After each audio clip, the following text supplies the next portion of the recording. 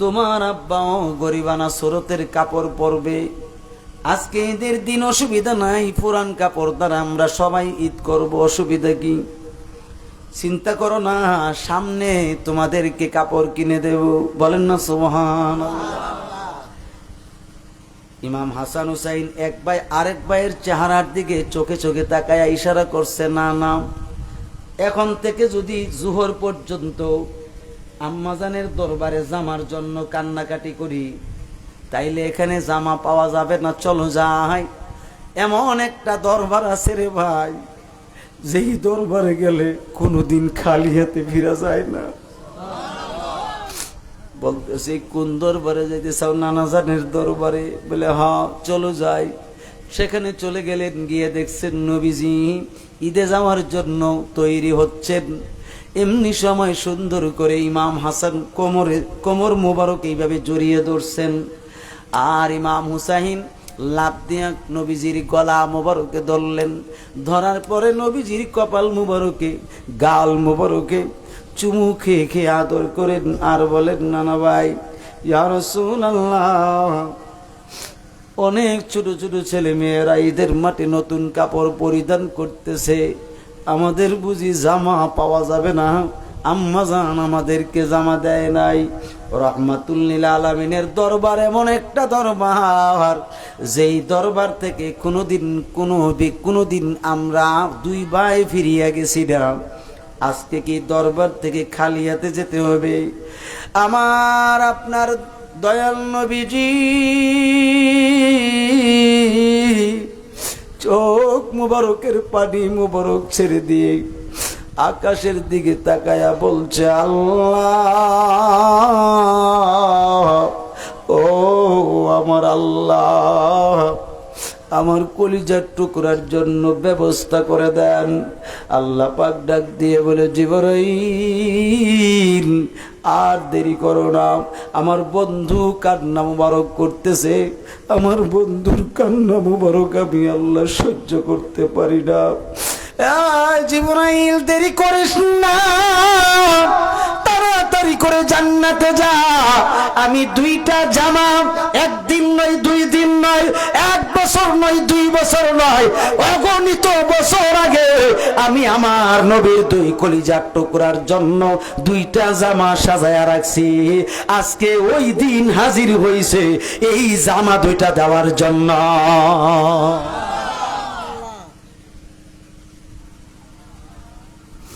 কি পাগল বানাইলা গো নবীজি, কি পাগল নাইলা গো নবীজি, গোরে থাকিতে পারি না, তোমায় না দেখিলে বাঁচে না পরাণ।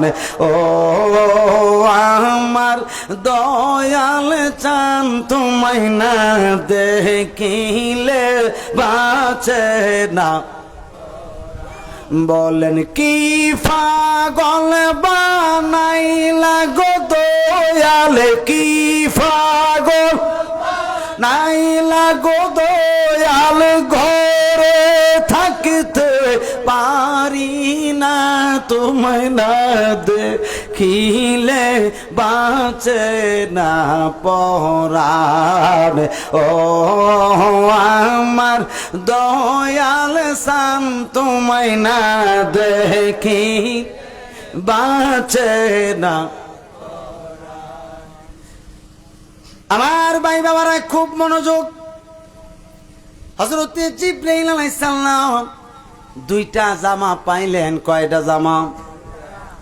একটা জামার রং হলো লাল রঙের, আরেকটা জামার রং হলো জর্দার রঙের। কিসের রঙের? জর্দার রং।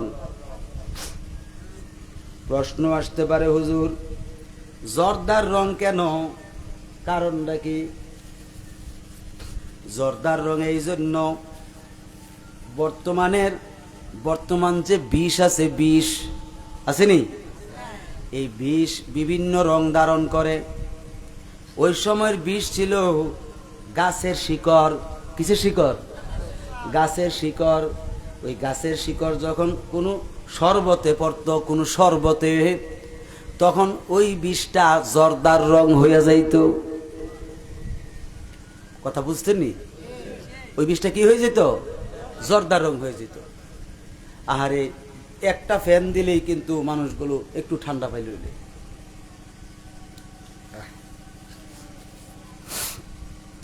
বাবাজিরা আমার, খুব মনোযোগ, ও আমার পর্দানিশিনী মা বোনেরা, মহব্বত নিয়ে বৈশা যান।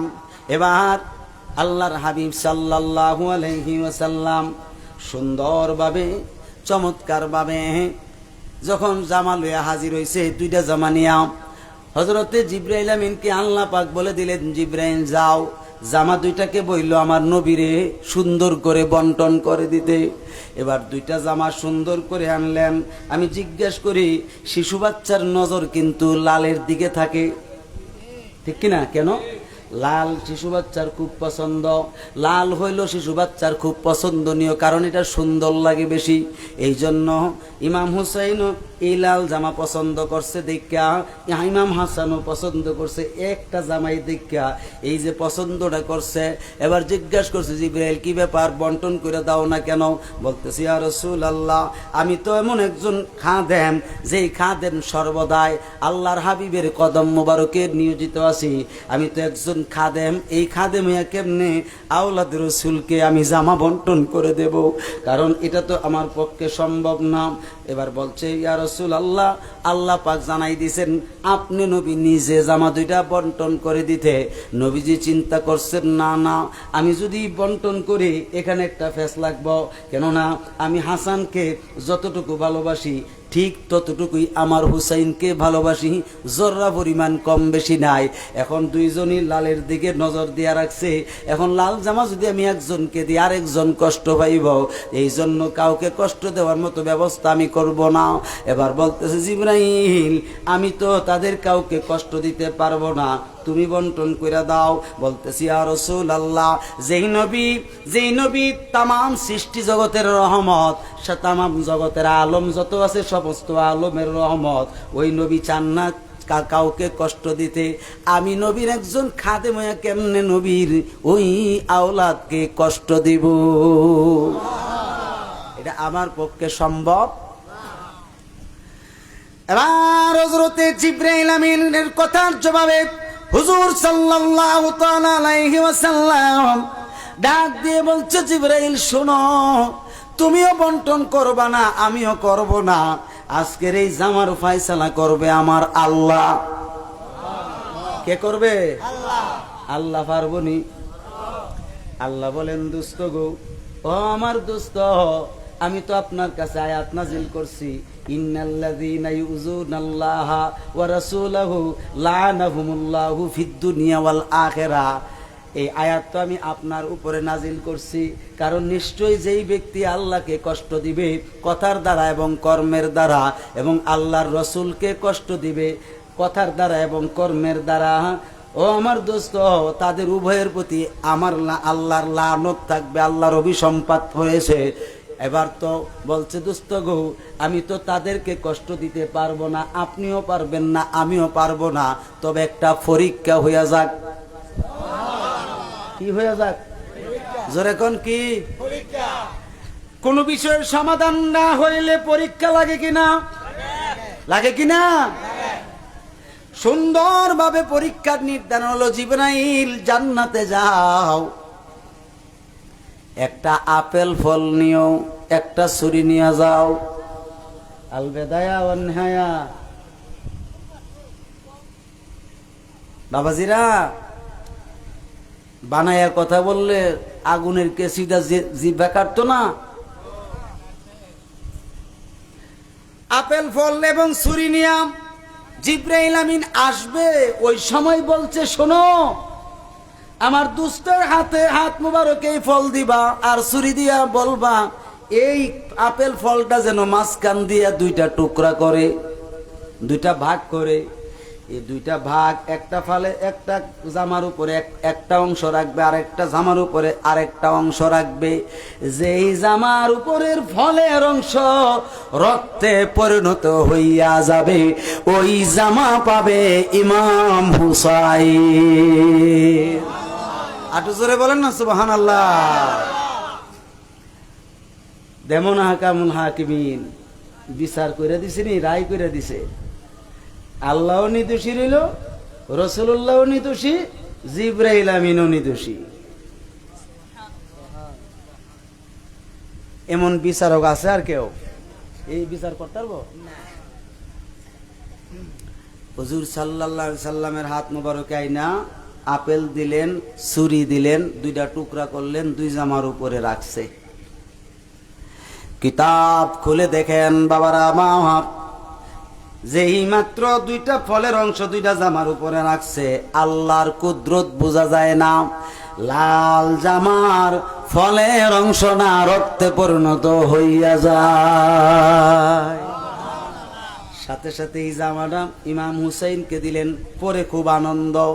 ইমাম হাসান বুঝতেই পারছে আল্লাহর ফায়সালা, সুন্দর করে ওই জামা পরিধান করছে, আনন্দ করতেছে।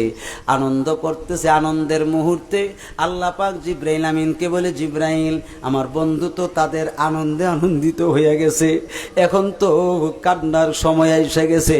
বলতেছে আল্লাহ আমি কি করব? বলে একটা কাজ করো, আমার বন্ধুর কান মোবারকে গিয়ে বলো এই আনন্দটা যে করতেছে এই আনন্দের বিষয়গুলো একটু জানাইয়া দাও।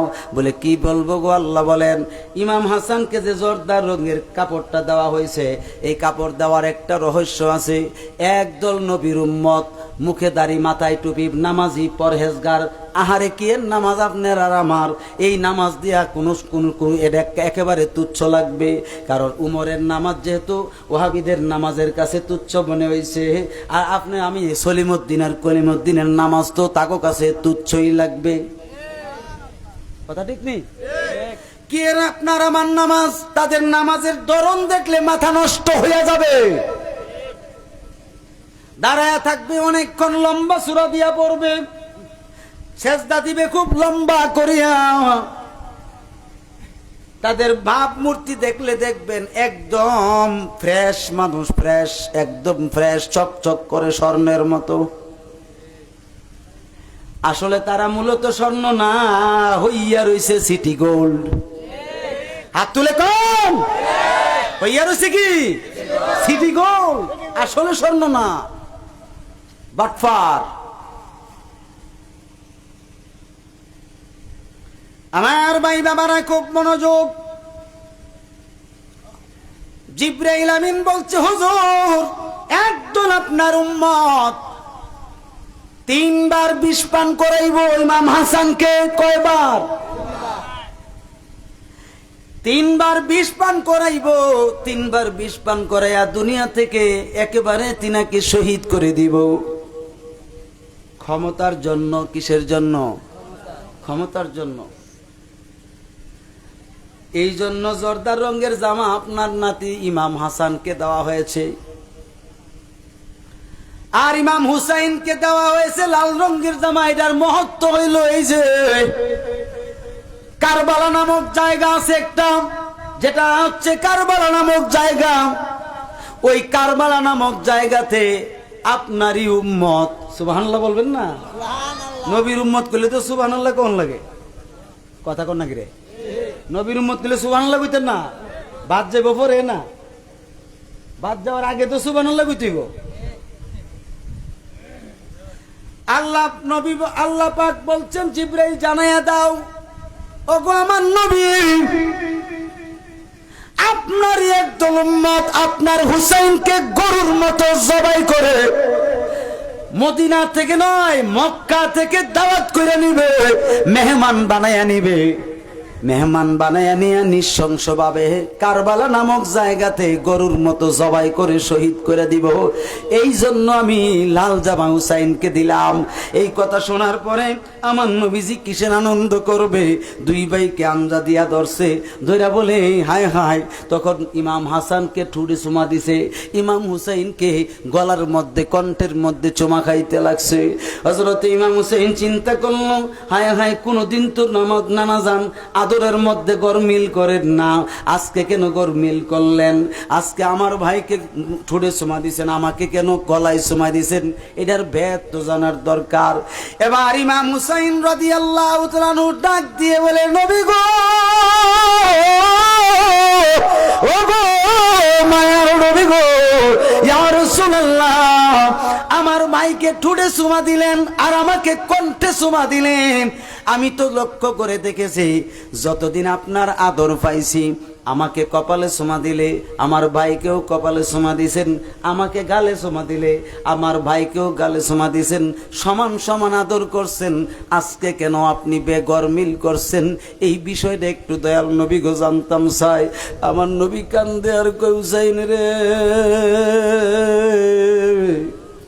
ও হুসাইন, তুমি এই বিষয়টা জানার চেষ্টা করিও না, আমাকে একটু সুন্দরভাবে একটু থাকতে দাও, আমার খুব অশান্তি মনে হচ্ছে, কষ্ট মনে হচ্ছে। এবার বলতেছে ঠিক আছে, তুমি যখন বলবা না, আমি আমার বিষয় জানার চেষ্টা করতেই হবে, ঈদের নামাজই পড়ব না। রাগ করে তিনি চলে গেছেন বাড়িতে। গিয়ে বলতেছেন, যখন গেলেন নতুন কাপড়, বলতেছে বাবা কি ব্যাপার হুসাইন, এত সুন্দর জামা কোথায় পাইলাম? বলে দয়াল নবীজি জান্নাত থেকে আইনা দিছে। কোত্থেকে? বাজান, জান্নাত থেকে তোমার দয়াল নবীজি জামা আইনা দিছে, খুব সুন্দর লাগতেছে তোমাকে। বলতেছে আম্মা জান, সুন্দর লাগলে কি হইব, ঈদগাহ মাঠে যাইতাম না? বলতেছে বাবা কেন যাইতা না? বলতেছে তোমার আব্বা জান, আপনার আব্বা জান আদরের মধ্যে গরমিল করছে, কারণ এইভাবে আদর করলো কেড়ে যাইতাম না। বলতেছে হুসাইন, আমার আব্বাজানকে তুমি আর কষ্ট দিও না, কারণ আমার আব্বাজানের জিন্দেগি গেছে শুধু কানতে আর কানতে। হুসাইন রে, পাগলামি করিও না। বলতেছে আব্বাজান, রহস্য না জানা পর্যন্ত আমি শান্তি পাচ্ছি না, নামাজ পড়বো কেমনে? নানা জান আমার ভাই হাসানকে ঠুটে চুমা দিছে, আমারে দিছে কণ্ঠে চুমা, এটার ভেদ আমি জানতাম চাই। বলে ঠিক আছে, অসুবিধা নেই, আমি যাচ্ছি। খাতুনে জান্নাত যাইতেছে দয়াল নবীজির দরবারে যাওয়ার জন্য, অর্থাৎ বিষয় জানার জন্য। পিছনে পিছনে ইমাম হুসাইনও যাচ্ছে। আরে কাছাকাছি গাছের আড়াল থেকে দাঁড়াইয়া কান পাইতা হুসাইন শুনতেছে আমার নবীকে জিজ্ঞাসা করতেছে খাতুনে জান্নাতে। ডাক দিয়ে বলছে কি, ইয়া রাসূলুল্লাহ, ও গো মায়ার নবী, ও আমার রাহমাতুল লিল আলামিন। ইমাম হুসাইন রাগ করে বাড়িতে বসে আছে, ঈদগার মাঠে নামাজ পড়তে যাবে না। নবী গো, আমি ফাতেমার সহ্য করতে পারছি না, আপনি শুধু বলে দেন কি আদরের মধ্যে গরমিল করছেন। আমার নবী ডাক দিয়ে বলে ফাতেমা রে, ও ফাতেমা, আমি যদি তোমাকে একটা এই বিষয়টা খুলে বলি তুমি সহ্য করতে পারবে না গো মা, এই জন্য আমি তোমাকে বলতে চাচ্ছি না। ইমাম হুসাইনকেও বলি নাই। বলতেছি ইয়া রাসূলুল্লাহ, না বললে তো সান্ত্বনা দিতে পারবো না। বলতেছে তাইলে তুমি আমার সাথে একটা কথার জবাব দাও, তুমি আমার সাথে একটা কথার জবাব তুমি এই মুহূর্তে দাও, কেননা জানতে চাই আগে তোমার জবাবটা, এরপরে উত্তর দেব। বলতেছি ইয়া রাসূলুল্লাহ, আপনার খাতুনে জান্নাত আপনার কদম মোবারকে সব সময় কুরবান, আপনি নিশ্চিন্তা বলতে পারেন। বলতেছে ফাতেমা রে, তুমি শুধু বলো তোমার দুইটা কলিজার টুকরা সন্তান আমারই তো বংশ। বলে হ্যাঁ ইয়া রাসূলুল্লাহ, জি ঠিক বলছেন, এই দুইটা সন্তান তোমার কাছে বেশি আপন না আমার গুনাহগার উম্মত আপন? আমি তোমারে জিজ্ঞাসা করি, তুমি তোমার দুই সন্তানকে বেশি ভালোবাসো নাকি আমার গুনাহগার উম্মতকে তুমি বেশি ভালোবাসো? খাতুনে জান্নাত চোখ মুবারকের পানি মুবারক ছেড়ে ছিয়ে দিয়ে কান্না করে বলে, নবী গো, ও গো মায়ার নবী, আমি বুঝতে পারছি এখন আপনি কি বলতে চাচ্ছেন। আমার দুইটা সন্তান রে বুঝি আল্লাহর রাস্তায় কবুল কইরা ফেলাইছে। ইয়া রাসূলুল্লাহ, ওয়াল্লাহি আল্লাহর কসম করে আমি ফাতেমা বলছি, আল্লাহর কসম করে আমি ফাতেমা বলতেছি, এমন দুই সন্তান কেন, 100 সন্তানও যদি থাকে তাদেরকে আমি আল্লাহর রাস্তায় কুরবানি করতে প্রস্তুত আছি। কেননা আমার সন্তানগুলোর চাইতে আমার দয়াল নবীর উম্মতকে বেশি ভালোবাসি। আল্লাহু আকবার। ইয়া রাসূল জিন্দাবাদ। मुझे कुफा वालो मुसाफिर न समझो, मैं आया नहीं हो, बुलाया गया हो। मुझे कुफा वालो मुसाफिर न समझो, मैं आया नहीं हो, बुलाया गया हो। के मेहमान बना कर सताया गया हो, कि मेहमान बना कर सताया गया हो। मैं रोया नहीं हो, रुलाया गया हो। खुदा जाने कैसी है मेज़बानी, बहातुर पियासो कहे बंदे पानी। मुक़द्दर में है हो जे कौसर का पीना, मैं प्यासा नहीं हो, पिलाया गया हो। मुझे को फ़वालो मुसाफिर न समझो, मैं आया नहीं हो, बुलाया गया हो। একটা জবান বন্ধ রাখবেন না, মুহাব্বতের সাথে বলেন আল্লাহু আকবার। মুহাব্বতে বলেন ইয়া রাসূলুল্লাহ, মুহাব্বতের সাথে বলেন ইয়া আহলে বাইত। আল্লাহুম্মা সাল্লি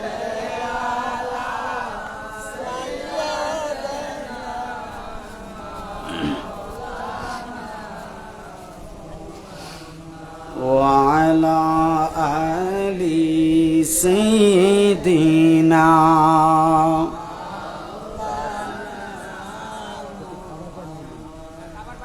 আরো মুহাব্বতের সাথে বলুন আল্লাহুম্মা সাল। একটু চেপে চেপে বসেন না, মানুষ তো অনেকে ঘুরে ঘুরে যায়। মাওলানা মুহাম্মদ ওয়া আলা আলি সাইয়্যিদিনা।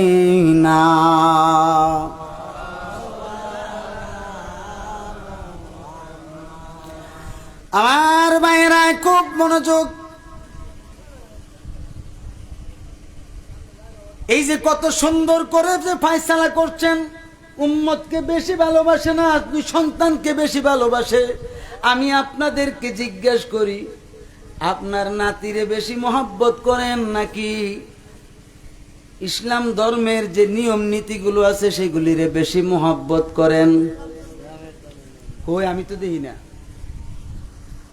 নাতি যদি কুফরি করে, নাতি যদি নবীজিরে মাটির নবীও কয়, নাতি যদি নবীজির বিরুদ্ধে বলে তিনি তো জালিম ছিলেন, নাউজুবিল্লাহ কইতেন না? নাতি যদি বলে আহলে হাদিস বলে নবীর চরিত্র ঠিক ছিল না, নাউজুবিল্লাহ জুড়ে বলেন। আস্তাগফিরুল্লাহ, আস্তাগফিরুল্লাহ। দেখেন ওয়াহাবিরা কিন্তু আবার এটারে কাট করে নিয়ে কদ্দুর ছেড়ে দিব। এরা আমি কইছি, বুঝছেননি? আগের কথা রাখা এই কথাটা শুধু কাটটা তুইলা ছেড়ে দিব হাত করে। তা আমি বলছি বাবা লাইট মারো পুরাটা না কাটতারে, কথা ঠিক নেই?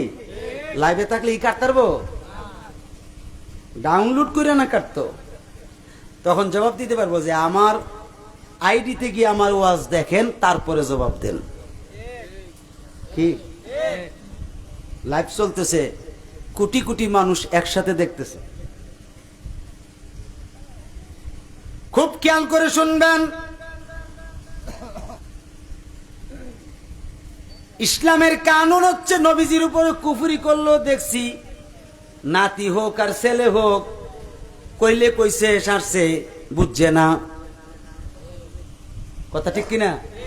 বুঝছে না, বুঝছে না তো ঠিক আছে জবাব দেই, না বুঝলে কোন না তওবা করে লাইতো। কি কোন? না বুঝলে কোন না তওবা করে লাইতো নাতিরে।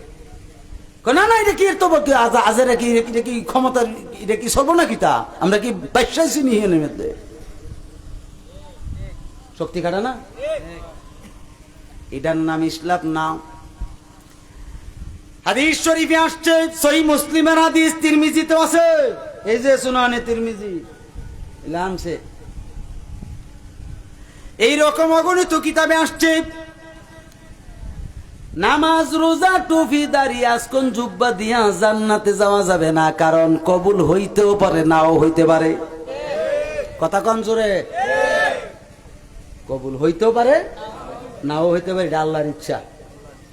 কিন্তু আমার নবী বলছেন, যখন দুনিয়ার জমিনে তোমরা দেখবা বাতিলের সংখ্যা বেশি বেড়ে গেছে, নবীর মহাব্বত নাই, আহলে বায়াতের মহাব্বত নাই, সাহাবায়ে কেরামের সম্মানও নাই, তখন মনে করবা ইমান ধ্বংস হওয়ার রাস্তা এসে গেছে। ঠিক কিনা?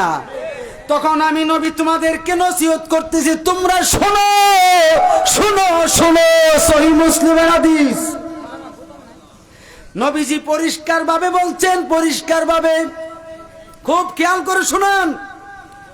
নবীজি পরিষ্কার ভাবে বলছেন, তারাকতু ফীকুম আমরাইন কিতাবাল্লাহি ওয়া ইতরাতে আহলে বাইতে। বলেন না সুবহানাল্লাহ। নবীজি বলছেন, আমি দুইটা জিনিস তোমার যে জন্য রাইখা যাই, এই দুইটা জিনিসের মধ্যে একটা হচ্ছে কোরআন, আর একটা হচ্ছে আমার আহলে বায়াতের নৌকা। এই কোরআন এবং আহলে বায়াতের নৌকায় যেই ব্যক্তি আরোহণ করবে সে জান্নাতি, সে জান্নাতি, সে জান্নাতি। সে কি? এই আহলে বায়াতের নৌকায় যে আরোহণ করলো সে যেন নূহ নবীর কিস্তিতে, নূহ নবীর কিস্তির মতো, বলছে নূহ নবীর কিস্তির মতো সে আহলে বায়াতের নৌকা। আর এই আহলে বায়াতের নৌকায় যে আরোহণ করেছে, আরোহণ করেছে, আরোহণ করেছে, জান্নাত পর্যন্ত না গিয়ে সেই নৌকা থামবে না।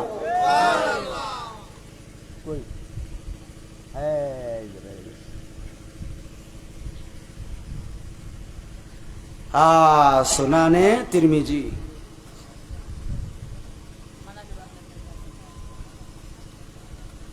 চশমাটাও বেশি সমস্যা করতেছে। হ্যাঁ, এই যে আমার নবীজি বলছেন পরিষ্কার ভাবে, মিথ্যা কইছি?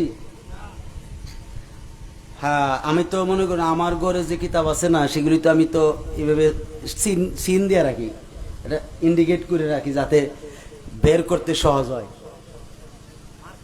মার্ক করা আপনার এই সবুজ কালি দ্বারা, সবুজ কালি, অন্য কালি ইয়া করি না, সবুজ মার্কার কলম আছে না, ফাঁস না, এটা এভাবে একটা মোড় দিলি বাইর হয়ে যা, হয়ে যাচ্ছে পরিষ্কার হয়ে আসছে। দেখেন বাবু ফি মানাকিব আহলে বাইতিন নবী সাল্লাল্লাহু আলাইহি ওয়াসাল্লাম, জোরে কোন সুবহানাল্লাহ। আমাদের আহলে হাদিস ভাইরা তো আর আহলে বাইতের মোহাব্বত সম্মান পায় না খুঁজা, বুঝিনি বাবাজিরা। তবে কিতাবটা আনাতে আমার জন্য একটু সহজ হয়েছে।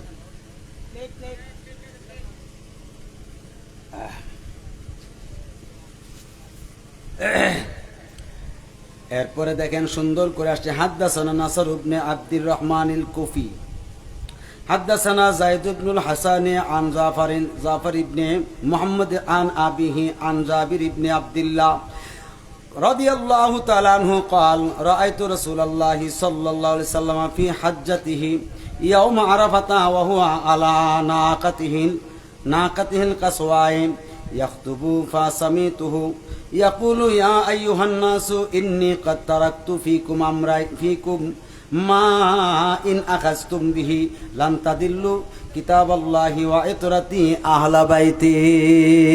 আসেনি বলেন, আর জোরে কোন আসেনি? যেই ব্যক্তি কোরআনকে ধারণ করে রাখবে, কোরআনকে আঁকড়িয়ে ধরবে এবং আহলে বায়াতকে জানের চাইতে মালের চাইতে বেশি মোহাব্বত করবে, এই ব্যক্তি কোনোদিন পথভ্রষ্ট হবে না। বুঝাইছে? কথা বুঝাইছিনি বলেন না? এখন বলেন, যারা আহলে বায়াতের বিরুদ্ধে কথা কয় এরা কি নবীর দুশমন না আপন? আহলে বায়াতের দুশমন না আপন? তো যে আহলে বায়াতের দ্বারা আমরা জান্নাতে যাব, সে আহলে বায়াতের বিরোধিতা করে কি আমরা জাহান্নামে যেতে চাই? সাবধান। বহু মোল্লা ডক্টরেট লাগাইছে, এখন তো কোরআনও ভুল ধরে, কোরআন বলে ভুল আছে। এক কুখ্যাত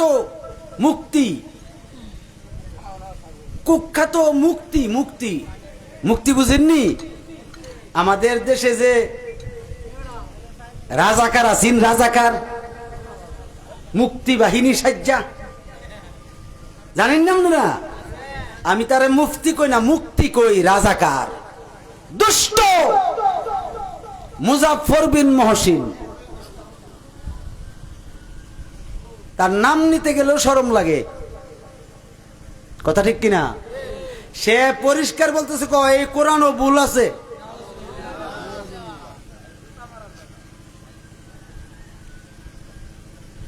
আমার নতুন কোরআন লেখা না মাহফিলত দেখাইছে।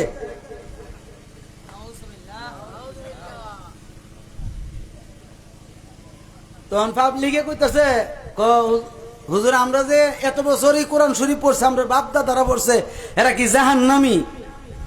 হ্যাঁ, এ ফিট ধরে ফেলাইয়া শুরু হয়েছে গা, বুঝিনি? জুতা পিটা শুরু হয়েছে গা। তো আল্লাহর কোরআনও যে ব্যক্তি ভুল ধরছে, তার উপরে কি জুতার বাড়ি খাইতো নাকি মোহাব্বত আইতো?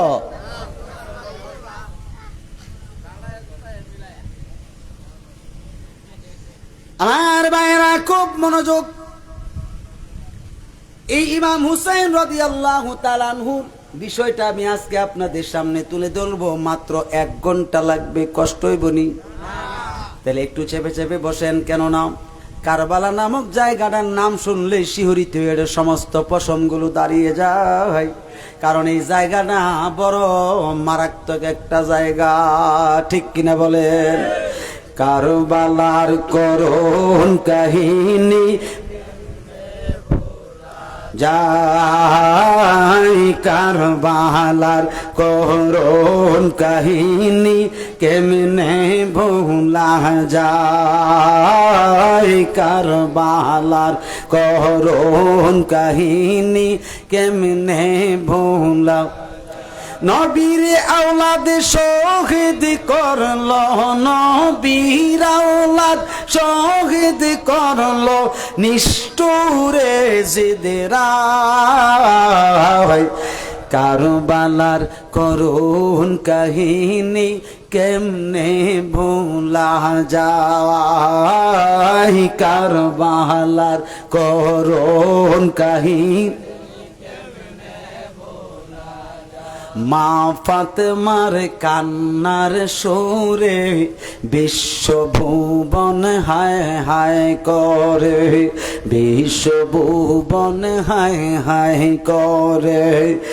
মা ফাতেমার কান্নার সুরে বিশ্বভুবন হায় হায় করে, কান্দেন নবী অকাতরে, কাঁদেন নবী অকাতরে, বসে রওয়া যায়।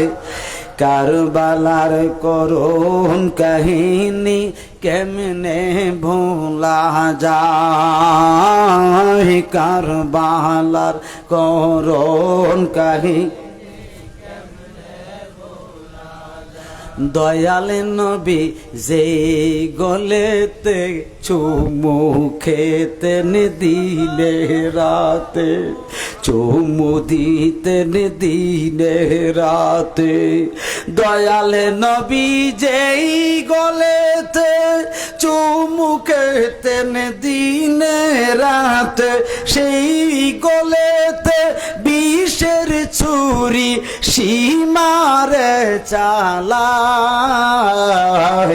কারবালার করুণ কাহিনী কেমনে ভোলা যায়, কারবালার করুণ কাহিনী। নবীর আওলাদ করলো শহীদ, নবীর আওলাদ শহীদ করলো নিষ্ঠুরে জিদেরা। কারবালার করুণ কাহিনী কেমনে ভোলা যায়, কারবা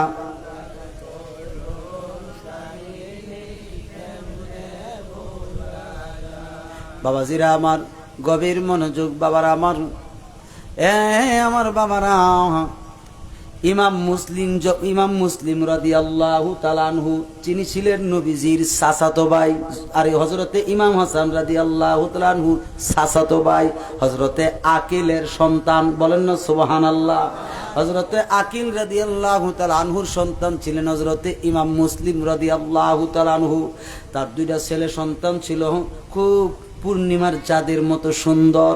বাবার আমার এই সন্তানগুলোরে ইমাম হুসাইনের সঙ্গে রাইখা তিনি কি করছেন, কুফার থেকে যখন 150টা সিটি দিছে মক্কাতুল মুকাররমায়, তখন হযরত ইমাম হুসাইন রাদিয়াল্লাহু তাআলা আনহু মক্কাতুল মুকাররমা আমার নবীর নানার বাড়িতে ছিলেন, বলেন না সুবহানাল্লাহ। আমার নবীজির নানার বাড়িতে মানে আফফান রাদিয়াল্লাহু তাআলা আনহুর বাড়িতে, অর্থাৎ আম্মাজান আমেনা রাদিয়াল্লাহু তাআলা আনহার আব্বাজানের বাড়িতে। নানার বাড়িও না, কথা কোনা। ইমাম হুসাইন তখন ওই জায়গায় ছিলেন। তখন কুফার গভর্নর ছিল নুমান বিন বশির, তিনি ছিলেন ইমাম হুসাইনের কাছে মুরিদ। গোপনে গোপনে তিনি ইমাম হুসাইনের কাছে বায়াত হওয়ার পরে, বায়াত হয়ে রয়েছে কোন সময় এটা কেউ জানতো না, এজিদও জানতো না, ইবনে জিয়াদও জানতো না, এজিদের দলেরাও জানতো না। আর এই এজিদের 3টা সন্তান ছিল। কয়টা সন্তান? 3টা সন্তান। এই 3টা সন্তানের মধ্যে একটা সন্তানের নাম হলো হুর বিন ইয়াজিদ।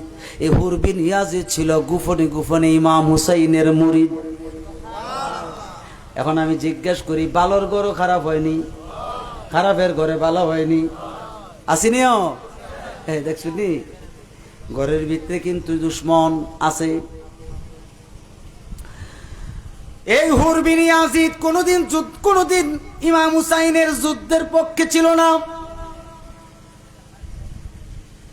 হুর বিন ইয়াজিদ আরো তর্ক করত, যতক্ষণ পর্যন্ত আমাকে কমসে কম এই কুফা নগরীর যে সৈন্য আছে সৈন্যদের সেনাপতি না বানাইব, ততক্ষণ পর্যন্ত আমি এই এজিদের সন্তান হুর শান্ত থাকবো না, শান্ত থাকবো না। এজিদ বলছে, ঠিক আছে, আমার সন্তানকে তোমরা সেনাপতি বানাইয়া দাও। ইবনে জিয়াদ তখন সেনাপতি বানাইছে। এর আগে কিন্তু হুর হযরতে নুমান বিন বশির খলিফা ছিলেন, কি ছিলেন? অর্থাৎ গভর্নর ছিলেন, গভর্নর খলিফা না গভর্নর, ওই রাষ্ট্রের গভর্নর ছিল, ওই কুফা নগরীর গভর্নর ছিল। গভর্নর থাকার পরে তখন নুমান বিন বশিরের মাধ্যমে এজিদে 4 সৈন্যবৈন্য দিয়া এই কুফা নগরীতে 40,000-এর মতো ইমাম হুসাইন নামে বায়াত করাইছে। সুবহানাল্লাহ বলবেন না? এই বায়াতগুলো করাইছে ইমাম মুসলিম ইবনে আকিল রাদিয়াল্লাহু তাআলা আনহুর মাধ্যমে। বলেন না সুবহানাল্লাহ? এই 40,000 যখন মুসলমান হয়েছে তখন এর আগে যে 150টা সিঁড়ি দিছে ইমাম হুসাইনকে আসার জন্য, তিনি কিন্তু কর্ণপাত করেন নাই। যেই মাত্র ইমাম মুসলিম রাদিয়াল্লাহু তাআলা আনহু চিঠি লিখছে আসার জন্য, ভাইজান আপনার নামে 40,000 মুসলমান বায়াত গ্রহণ করেছে, আমাদের দল এখন বড় হয়ে গেছে, কোনো অসুবিধা নাই, আপনি আসতে পারেন। তখন মক্কা শরীফ থেকে হযরত ইমাম হুসাইন রাদিয়াল্লাহু তাআলা আনহু শিশু আলী আসগর সহ শিশু আলী আসগর, হযরত জয়নুল আবদিন, হযরত আলী আকবর, হযরত কাসেম হাসান রাদিয়াল্লাহু তাআলা আনহুর সন্তান। বলেন না সুবহানাল্লাহ?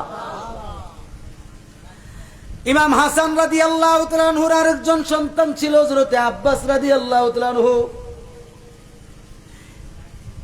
না, মুসলিম ইবনে আকিল, ইমাম মুসলিম ইবনে আকিল রাদিয়াল্লাহু তাআলা আনহুর আরেকটা ছেলের নাম ছিল হযরত আব্বাস রাদিয়াল্লাহু তাআলা আনহু।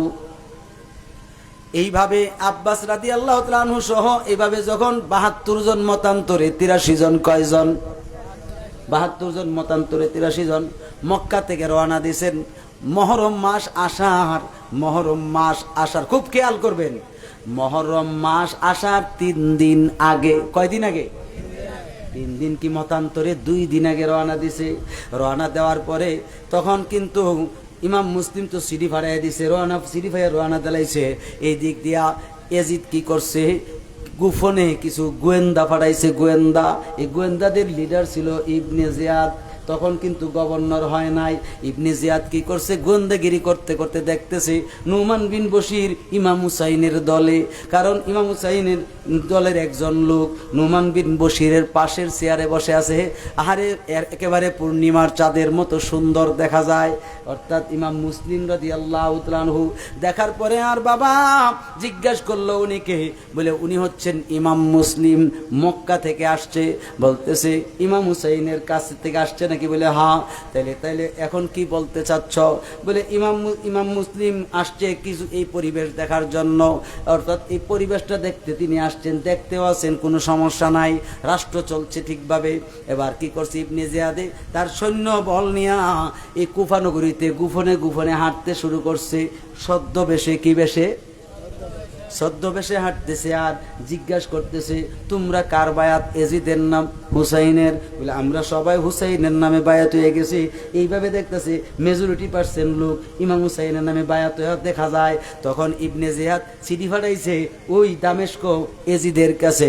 আমগো দেশের মোল্লারা কয় এজিদ নাকি দোষী না, এজিদ নাকি খুব ভালো মানুষ, দৈনিক 100 রাকাত নফল নামাজ পড়ে, ফরজ ওয়াজিব তো আছে ওই। আমি বলি বেটা মামালমান, তুই এজিদের সাপোর্ট করে কথা কস? এজিদ ছিল ফাসেক, এজিদ ছিল মদখুর, এজিদ ছিল লম্পট, এজিদ ছিল জুয়াখেউর। এমনকি 10-15 জন 10-20 জন যুবতী মেয়ে, একজন নতুন অর্থাৎ ভার্জিন নতুনত্ব মেয়েদেরকে নিয়ে সে আনন্দ করত, খেলা করত। অর্থাৎ ইসলামের যুগে হযরতে আমির মুয়াবিয়া রাদিয়াল্লাহু তাআলা আনহু নবীজির আইন কানুন মতে যেই সমস্ত কাজগুলো হারাম ঘোষণা করছেন এইগুলির সে হালাল বানাইছে, আর হালালগুলোরে হারাম বানাইছে। এটার নাম হচ্ছে এজিদ্দা।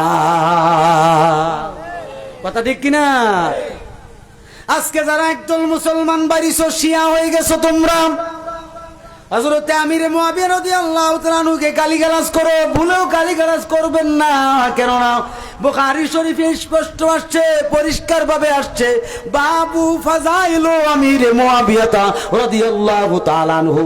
অর্থাৎ ইমাম বুখারী রাদিয়াল্লাহু তাআলা আনহু তিনি এই হযরতে আমির মুয়াবিয়া রাদিয়াল্লাহু তাআলা আনহুর মর্যাদার বিষয় নিয়ে একটা বাব উল্লেখ করছেন। সাবধান, কোরআন হাদিস না পড়া, কোরআন হাদিস না পড়া হযরতে আমির মুয়াবিয়া রাদিয়াল্লাহু তাআলা আনহুকে গালি দিলে ঈমান নষ্ট হয়ে যাবে। সাবধান। হযরত আমিরে মুয়াবিয়া রাদিয়াল্লাহু তাআলা আনহুর আপন বোন নবীজি বিয়ে করছেন। কে বিয়ে করছে? নবীজি। সাধারণ জিনিস না, তিনি ছিলেন নবীজির শ্যালক। আমার বাবাজিরা, যেই মাত্র ইমাম হুসাইন রাদিয়াল্লাহু তাআলা আনহু আসতেছে এই দিক দিয়া, এই গোপনে চিঠি যখন দামেস্ক পাঠিয়ে দিছে, সেখান থেকে চিঠি আসছে গভর্নর ইবনে জিয়াদ নুমান বিন বশিরান নাই। সঙ্গে সঙ্গে চিঠি ভাইয়া নুমান বিন বশির বলছে, ইমাম মুসলিম এখান থেকে পলায়ন করুন অথবা তোমাকে ধরে ফেলবে। এখান থেকে পলায়ন করছে। বাবার লম্বা ঘটনা বাবা। এখান থেকে পলায়ন করার পরে ইবনে জিয়াদ দুষ্ট মালাওনে শেষ গভর্নর হয়েছে। গভর্নর হয়ে যত ইসলামের যত আইন কানুন আছে সব উলট পালট করে ফেলাইছে। এজিদের যে আইন তারও এই আইন হয়ে গেছে কুফানগরীতে। আর সমস্ত কুফানগরীর যত মানুষ আছে সবাইকে এই গভর্নরের রাজপ্রাসাদে দাওয়াত করছে খাওয়ানোর জন্য। কিসের খাওয়ান দাওয়ান কোনো কিছুই নাই। ভিতরে ঢুকাইয়া পিছন দিক দিয়ে তুস্ত লোহার ধরছে, মরবি না হুসাইনের দল ত্যাগ করবি। এখন আপনি বলেন, সব মুসলমান কি সমান? সমান মনের অধিকারী? কথা বলেন না কেন? যেমন আল্লামা ফারুকী রহমাতুল্লাহ বাতিলের কাছে মাথা নত করেন নাই, গলাটা দিয়ে দিছে। দ্বিতীয় আমি দেখছি যে ইমাম হুসাইনের পরে দ্বিতীয় মনে কল্লাটা উনি দিছে।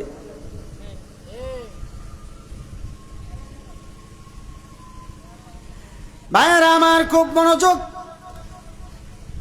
এইভাবে উলট পালট করে দিছে। ইমাম মুসলিমকে ধরছে, দইরা এমন অবস্থা করছে, সর্বপ্রথম তিনার দুইটা ফাও কাটছে। নাউজুবিল্লাহ কইতেন না? এরপরে তিনার দুইটা হাত কাটছে। বাবারে, মসজিদের ছাদের উপরে তুলছে। কিসের ছাদের উপরে? মতান্তরে বিল্ডিং এর ছাদের উপরে তুলছে। ছাদের উপরে তুললাম, গ্রামবাসীকে ডাকছে, সব গ্রামবাসী, কুফা গ্রামবাসীকে ডাকছে। সবাই নিচে দাঁড়ায়া রয়েছে। ওনার মাথাটা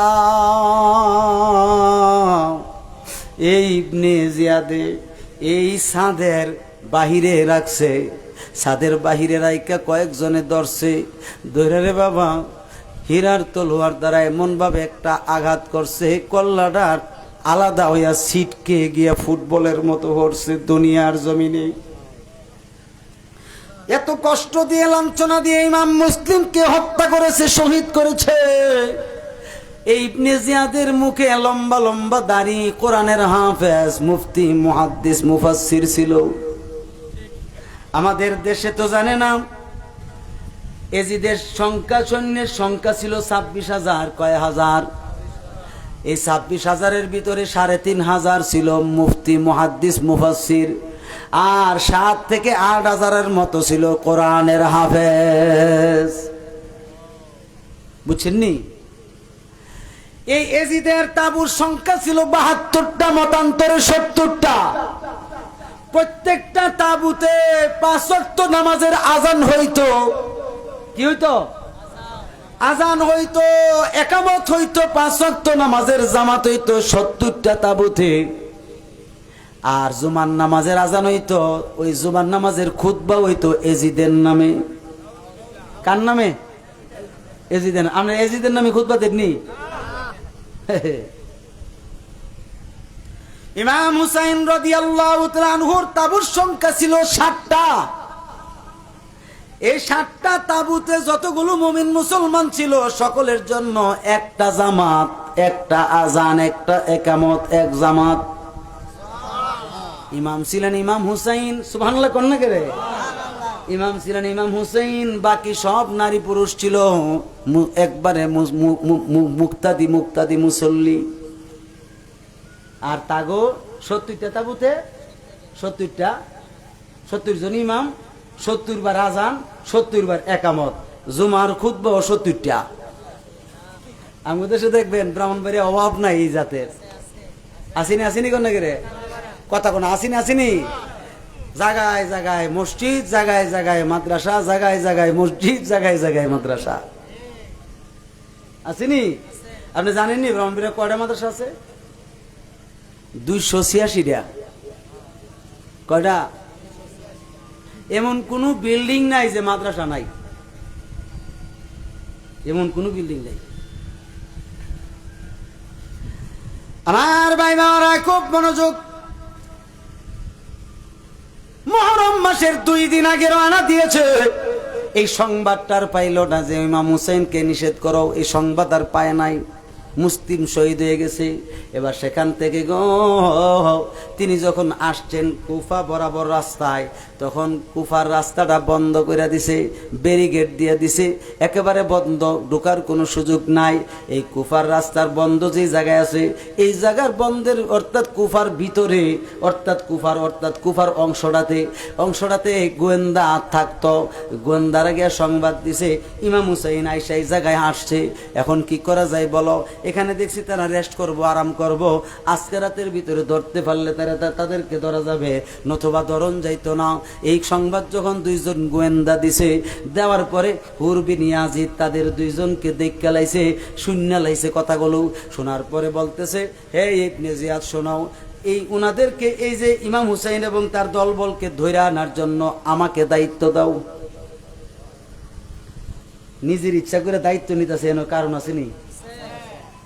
কথা বল না রে, কারণ আসেনি? তুমি তো ইমাম হুসাইনকে মোহাব্বত করো, তোমার দায়িত্ব দেই কেমনে? তুই দিবি না তোর গভর্নরগিরি ছোড়ামু, কারণ এজিদের ভূত না। আচ্ছা ঠিক আছে, যাও 2000 সৈন্য লিয়ে যাও। কয় হাজার? এই 2000 সৈন্য লিয়ে যাও জন কইছে। এই 2 জন ডাকদা নিছে, গোয়েন্দা 2 জন ডাকদা নিয়া জঙ্গলে কাইটটা ফেলাই দিছে। কইল কিরা এই সংবাদটা? কিরে কইল, কি করছে? ফালাই দিছে কাইটটা।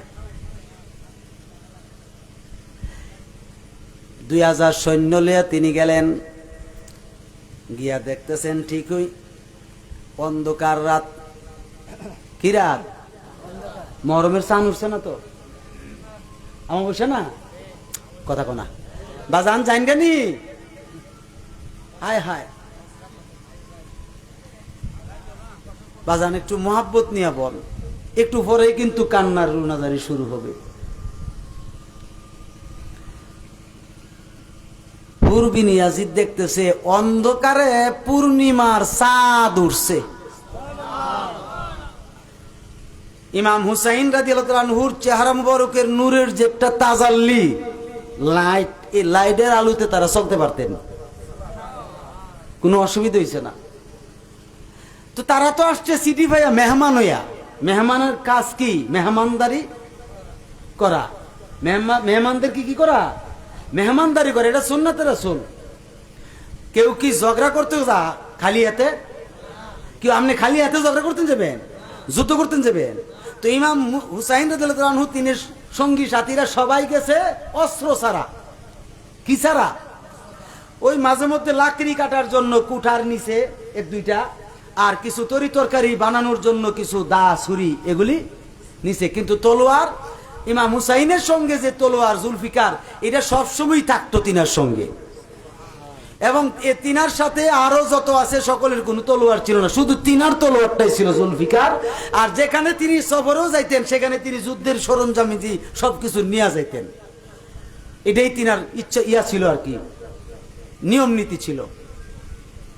কিন্তু তিনি গেছেন এইভাবে, কিন্তু বাকি তারা তো যুদ্ধ করতে যায় না, তিনিও তো যুদ্ধ করতেন যান নাই। তিনি গেছেন কি, রাস্তায় যদি ডাকাত পড়ে বা অনেক কিছু পরে আত্মরক্ষার জন্য। কথা ঠিক কিনা? আত্মরক্ষার জন্য একটা তিনি তলোয়ারটা নিয়ে ওইদিকে বেড়াইতে গেছেন। হুর বিন ইয়াজিদ সবাইকে বলছে, আমি যতক্ষণ পর্যন্ত ইশারা না দিব এখান থেকে লড়বি না, সাবধান, তোরা এখানে থাক। এবার হুর বিন ইয়াজিদ রাদিয়াল্লাহু তাআলা আনহু সেখান থেকে অন্ধকার রাত্রে সেখান থেকে তিনি আসলেন। তিনি কি করছেন? আসলেন। আয়েশা ইমাম হুসাইন রাদিয়াল্লাহু তাআলা আনহুর কদম মুবারক বরাবর সালাম দিয়া বসছেন। হুর বিন ইয়াজিদকে দেখে ইমাম হুসাইন রাদিয়াল্লাহু তাআলা আনহু বলেন, হুর বিন ইয়াজিদ তুমি এখানে কি ব্যাপার? তলোয়ারটা আওলাদে রসুলের কদম মুবারকে দিয়ে বলছেন, গো আওলাদে রসুল, আপনাকে ধরে নেওয়ার জন্য আমাকে পাঠাইছে। ও গো আওলাদে রসুল, আমি তো আপনার মুরিদ, আমি তো এত বড় জঘন্যতম অপরাধ করতে পারবো না।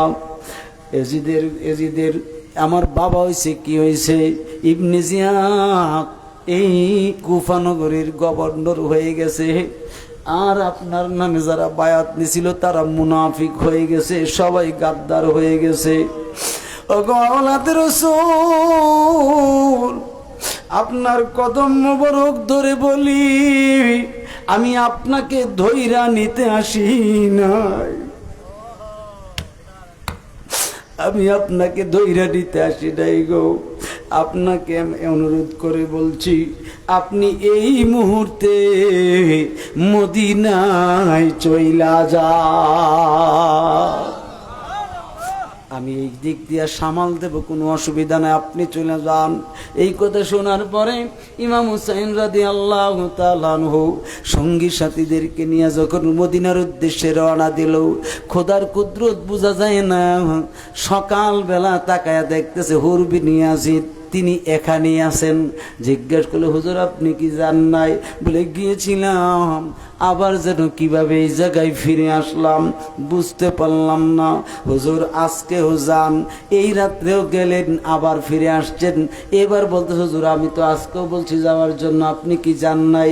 বলতেছে, কেন জানে যায়, আবার রাস্তা ভুলে এই জায়গায় ফিরে আসি। এইভাবে 3 বার সুযোগ দিছে। কয়বার?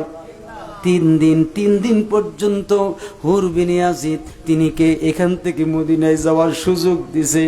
আমার আল্লাহ চায় না কলম মারা রাখছে শহীদ হওয়া, ঠিক কিনা বলা? এইখানে কিভাবে তিনি এখান থেকে মদিনায় যাবেন? এবার তিনি বলতেছেন, ওগো আওলাদে রসুল, কারণ এজিদ এবং এজিদের সৈন্য সামর্থ্যরা আপনার রক্ত এবং আপনার আহলে আওলাদের রক্ত পান করার জন্য অনেক পায়তারা করতেছে। আমি আপনাকে অনুরোধ করে বলছি, এখন আর দেরি করেন না, এখন সকাল হয়েছে, বাকিটা দিক দিয়ে আমি সামাল দেব, এই দিক দিয়ে আপনি চলে যান। রাস্তা দিয়া যাইতেছে, যার পথে রে খোদার কুদরত বোঝা যায় না, একটা রাস্তার সঙ্গে আরেকটা রাস্তা দিয়া ঢুকা গেছে। ঢুকতে ঢুকতে যাইতে যাইতে বিরাট বড় একটা মরুভূমির মধ্যে গিয়ে পড়ে গেছে। যেই মরুভূমিটার ফাতলা ফাতলা খুব দূরে দূরে গাছ গাছালি আছে। এখানে একটা গাছ অনেক দূরে, 1.5 মাইল 2 মাইল দূরে একটা গাছ, এমনি ভাবে দেখা যায় শুধু বালু আর বালু। এই জায়গা থেকে যখন তিনি ঘোড়ার পাও গুলো ডাকতে গেল, ডাকতে যাওয়ার পরে, আহারে আমার আব্বাজিরা, ও গো আমার আম্মাজিরা, যেই মাত্র পা গুলো ডেবে গেল, তখন হযরত ইমাম হুসাইনের দয়াল নবীজির ভবিষ্যৎবাণীর কথা স্মরণ হয়ে গেল। এবার তিনি ডাক দিয়ে বলেন, আমার সাথীরা রে, ও আমার সাথীরা, তোমরা সবাই থামো, থামো, এই জায়গাটা যেন আমার কেমন কেমন লাগতেছে। তখন বলতেছে, কেমন লাগে?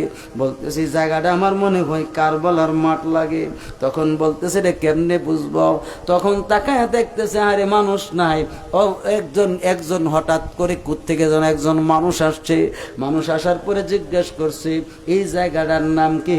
তিনি বলছেন, এই জায়গাটার নাম হচ্ছে কারবালা। এই মাঠের নাম কি? কারবালা। তখন বলছে, ঠিক আছে, আমি বলছিলাম যেটা। বলতেছে, এটা কেমন করে বুঝলেন যে এটা কারবালা? বলে, আমার নানা জানকে আমি জিজ্ঞেস করছিলাম, আমি জিজ্ঞেস করছিলাম, ইয়া রাসূলুল্লাহ, এই জায়গাটা যে কারবালা আমি কেমন করে চিনবো? কারবালা নামক জায়গা কেমনে চিনবো? তো নবীজি বলছেন, তুমি যখন যাইবা সফরে, যাওয়ার পরে তোমার দুলদুল ঘোড়ার পা মাটির নিচে ডাইবা যাইব, তখন বুঝবা কারবালার মাঠে আসছো। এবং এমনকি কুঠার দ্বারা বা ছুরি দ্বারা যখন গাছে আঘাত করবা, খুব পাতলা পাতলা গাছ থাকবো, এবং এই এলাকাটা কোনো মানুষ থাকবে না, কোনো গ্রাম গঞ্জন কোনো কিছুই থাকবে না, অনেক দূরে থাকবে গ্রাম। আহারে আম্বারিয়া একটা গ্রাম আছে, আম্বারিয়া। ওই গ্রামটা অনেক দূরে, অনেক দূরে, অনেক দূরে, প্রায় 48 মাইল দূরে ছিল ওই আম্বারিয়া গ্রাম। কয় মাইল? 48 মাইল দূরে। আর এই কারবালার ময়দানটা 16 মাইল প্রস্থ চতুর্দিকে। কয় মাইল? 16 মাইল প্রস্থ। এই কারবালার ময়দান চতুর্দিকে 16 মাইল প্রস্থ, মানুষ নাই, কিচ্ছু নাই, শুধু হাহাকার শব্দ। এ আমার বাবারা, তিনি বলেন, হে আমার সাথীরা, একটা কাজ করো, ওই যে গাছটা দেখা যায়, এই গাছটাতে কুঠার দ্বারা আঘাত করো। যখন কুঠার দ্বারা আঘাত করছে, আপনাদেরকে জিজ্ঞাসা করি, গাছে যখন দাও দ্বারা অথবা কুঠার দ্বারা বা কোরাল দ্বারা আঘাত করেন, গাছ থেকে কি বাইরো? কষ বাইরো বা পানি বাইরো, ঠিক কিনা বলেন? ইমাম হুসাইন রাদিয়াল্লাহু তাআলা আনহু যখন বলছে গাছে আঘাত করো, আঘাত করার পরে তাকায়া দেখতেছে খোদার কুদরত বোঝা যায় না, টাটকা রক্ত। ইমাম হুসাইন বলছে, এটাই কারবালা, আসো যাই আমরা তাবুগারি। এর অপোজিটেই, বেশিক্ষণ না, অল্প জায়গা, বেশি না, মাত্র 3.5 মাইল দূরে। কয় মাইল? 3.5 মাইল দূরে হচ্ছে ফোরাত নদী। ওই ফোরাত নদীটা 3.5 মাইল। আর ওই দিক দিয়ে ইমাম হুসাইন চলে গেছে বলে আমি হুরবিন ইয়াজিদ চলে গেছে সৈন্য নিয়ে। ইবনে জিয়াদ জিজ্ঞেস করলো, কি ব্যাপার, কই গেছে, কোন দিকে গেছে? বলে, কোথায় যে চলে গেছে বলতে পারি না, আমরা গিয়া পাই নাই, খুঁজে পাই না, এই জন্য আমরা এসে পড়ছি। অথচ 3 দিন 3 রাত্র পর্যন্ত এই জায়গায় অবস্থান করছে। জিজ্ঞাসা করলো, তাহলে 3 দিন আগে গেলা পাইলা না কেন, কেমনে বলো? বলতেছে, দেখি জিজ্ঞাসা করো অন্যরারে, অন্যরা তো আর তার কথার বাইরে কথা বলে না, বললেই তো নিয়া ফালাই দিব। কথা বললে কি করবো, নিয়া ফালাই দিব, শেষ। কেউ না, না আমরা কেউ দেখছি না। পূর্বিনী আজি তো দেখছো না, আমরা দেখছি না, আমরা অনেক ঘুরছি, 3 দিন ধরে ঘুরছি, খাইছি না কিছু ঠিক মতো। সুবহানাল্লাহ, আসতে হবে। আহলে বাইতের মহব্বত যার অন্তরে ছিল, তার জন্য চিরস্থায়ী জান্নাতি, ঠিক কিনা বলেন না? চিরকাল সে জান্নাতি। এই জন্য হুসাইন রাদিয়াল্লাহু তাআলা আনহু কারবালার ময়দানে যখন অবস্থান করছেন, কান্নাকাটি করতেছেন। কবির ভাষায় সুন্দরভাবে বলেন, হায় হুসাইন, হুসাইন কান্দে কান্দে শোনো কারবালায়। হায় হুসাইন, হুসাইন কান্দে কান্দে শোনো কারবালায়। কান্দে আসমান, কান্দে জমিন, কান্দে আসমান, কান্দে জমিন, কান্দে আরশে আলায়, কান্দে গো আরশে আলায়। হায় হুসাইন, হুসাইন কান্দে কান্দে শোনো কারবালায়, কান্দে শোনো কারবালায়। জোরে করুন না সুবহানাল্লাহ। আমার ভাই বাবারাম, হুসাইন রাদিয়াল্লাহু তাআলা আনহু এখানে তাবু গাঁটলেন 7টা। তখন ইবনে জিয়াদে কি চিন্তা করলো, হায় হায়, তারা যদি রাস্তা দিয়া যায় তাইলে নিশ্চয়ই ফুরাত নদীর পার তো যাবে না, তারা যাবে কারবালার ময়দান দিয়া। একটা কাজ করো রে, তোমরা সবাই ফুরাত নদীর পাড়টাকে ঘেরাও করে ফেলো, অর্থাৎ ফুরাত নদীর ওই পাড়টা তোমরা ঘেরাও করো, এই ফুরাত নদী থেকে যেন পানি নিতে না পারে। এবার এজিদের কাছে সংবাদ পাঠাইছে, তারা ওই কারবালা নামক জায়গাতে অবস্থান করছে, কি করা যায়? বলে, পানি বন্ধ করে দাও। একজন মুসলমান হইয়া যদি আরেকজন মুসলমানের পানি বন্ধ করে দেয়, কি মুসলমান নাকি মুনাফিক না জালিম? অত্যাচারী, অত্যাচারী, ঠিক কিনা বলেন? অত্যাচারী যেই ব্যক্তি থাকবে আওলাদে রাসূলের প্রতি, সে কি কোনোদিন মুমিন হইতে পারে? হ্যাঁ, তারা ছিল আওলাদে রাসূলের প্রতি অত্যাচারী, জালিম। তাদেরকে কেমনে দাওয়াত দিয়া খাওয়ায়, তাদেরকে কেমনে ইমামতি দেয়, তাদের মাদ্রাসায় কেমনে ছাত্র দেয়। খারাপ লাগতেছে বুঝি আপনারা? তাদের মাদ্রাসায় ছাত্র দেওয়া হারাম, তাদের দ্বারা ইমামতি করানো হারাম, এমনকি তাদের দিয়ে তাদেরকে দাওয়াত দিয়া খাওয়ানো হারাম, তাদের সাথে আত্মীয় করা হারাম, বন্ধুত্ব করা হারাম, এমনকি তারা মরলে জানাজা করাও হারাম।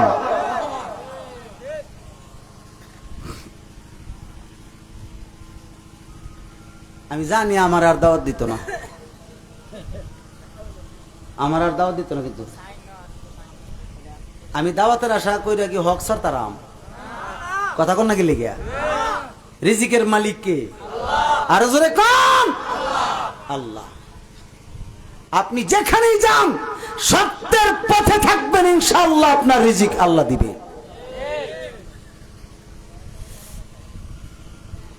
ভাইরা আমার খুব মনোযোগ। এবার তো ফুরাত নদীর পার 26,000 সৈন্য ঘেরাও। কয় হাজার? মহরম ঢুকছে, মহরমের মাস আসছে। হায় হায়, এই তাবুর ভিতরে খালি উৎপাত করতেছে তারা। মানে দেখেন না, ঝগড়া লাগলে একটা এক দলের আরেক দলে উত্তেজিত করার লাগে কি করে আসিনি মন, এইরকম ভাবে হই হল্লা করতেছে। হে হুসাইন যুদ্ধ করো না কেন, যুদ্ধ করো না কেন? তিনি বলতেছে, আমি তো আপনাদের মেহমান হয়ে আসছি, আমি তো যুদ্ধ করার জন্য আসি নাই, কারণ আমার তো যুদ্ধের কোনো বিষয় না। আমারে দাওয়াত দিছেন আপনারা, আমি আসছি দাওয়াতি মেহমান। আমি মেহমানের সঙ্গে তোমরা কেমনে এমন আচরণ করো? আমি তো নবীর আওলাদ, তোমরা তো নবীর কালমা পড়ে মুসলমান হইছো, তোমরা তো নবীজির কালেমা পড়ে মুসলমান, আমার নবীর উম্মত সজ্জা রইছ, এখন তোমরা কেন আমার রক্ত পিপাসু হইছো? এটা কেমন করে সম্ভব? এইভাবে অনুনয় বিনয় করে আদবের সাথে কথা বলছে আওলাদের রাসূল। এই দিক দিয়ে কথা বলছে, বলতে বলতে এভাবে চলতে চলতে, আরে পানি নাই, কিচ্ছু নাই, খানা পিনা নাই। আরে হযরতে আব্বাস রাদিয়াল্লাহু তাআলা আনহু বলছেন, ওগো আওলাদের রাসূল, বগো আমার ভাইজান একটা কাজ করেন, পানির মশকটা দেন, আমি ওই ফোরাত নদীর থেকে পানি নিয়ে আসি। এবার তিনি ফোরাত নদীর দিকে পানি আনতে কইছেন, পরে বলতেছেন, না না, তুমি পানি আনার দরকার নাই, পানি আনতে আমি নিজে যাব। ইমাম হুসাইন রাদিয়াল্লাহু তাআলা আনহু ডাক দিয়ে বলে, বুঝছই না, বুঝছই না, তাড়াতাড়ি করে তুমি আমার কাছে আসো, পানির মশক নিয়ে আসো। পানির মশক নিয়ে আসলো। আসার পরে তিনি কি করছেন, দুলদুল গোড়া নিয়ে পানি আনতে গেলেন। ওই ফুরাত নদীর পারে দেখতেছে হাজার হাজার মানুষ। এত হাজার হাজার মানুষ দেখার পরে তখন তিনি চিন্তার মধ্যে পড়লেন, এত মানুষ কেন আজকের এই জায়গাতে? তখন বলতেছে, কারা তোমরা? বলতেছে, আমরা হইলাম এজিদের সৈন্য। কার সৈন্য? এজিদের সৈন্য। বলতেছে, তোমরা ফুরাত নদীর পারে কেন আসছো? বলে, তোমার জন্য, তোমার আহলে আওলাদের জন্য এজিদ পানি বন্ধ করে নিছে, পানি বন্ধ করে দিছে, এখান থেকে আর পানি নেওয়া যাবে না। বলতেছে, আমি কি এমন অপরাধ করলাম তোমাদের কাছে? বলে, তোমার কাছে একটা সংবাদ পাঠানো হয়েছে এজিদের কাছে বায়াত হওয়ার জন্য। বলতেছে, আমি কেমন করে এজিদের বায়াত হব? কারণ এজিদ তো জিনা করে, বেবিচার করে, ঘুষ খায়, সুদ খায়, এমনকি জুয়া খেলে, নারী নিয়েও আনন্দ উল্লাস করে। অর্থাৎ ইসলামের যত গর্হিত যত কাজ আছে, নিষিদ্ধ কাজ আছে, সেগুলি জায়েজ করে দিছে। তারে আমি কেমনে তার কাছে বায়াত নেব, তার কাছে বায়াত গ্রহণ করে কেমনে তারে অনুসরণ করব? আমার জীবন থাকতে আমার দয়াল নবীজির দিন ইসলামকে এইভাবে নষ্ট হইতে দেব না, নিঃস্ব দিতে দেব না। এই জন্য কবি বলেছেন, ইসলাম জিন্দা হোতা হে হর কারবালা কি বাত মে। ইমাম হুসাইন রাদিয়াল্লাহু তাআলা আনহু নিজের গলা দিয়া ঈমানকে প্রতিষ্ঠিত করছেন, দিন ইসলামকে প্রতিষ্ঠিত রাখছেন। সালাতুন ইয়া রাসূলুল্লাহ, সালাম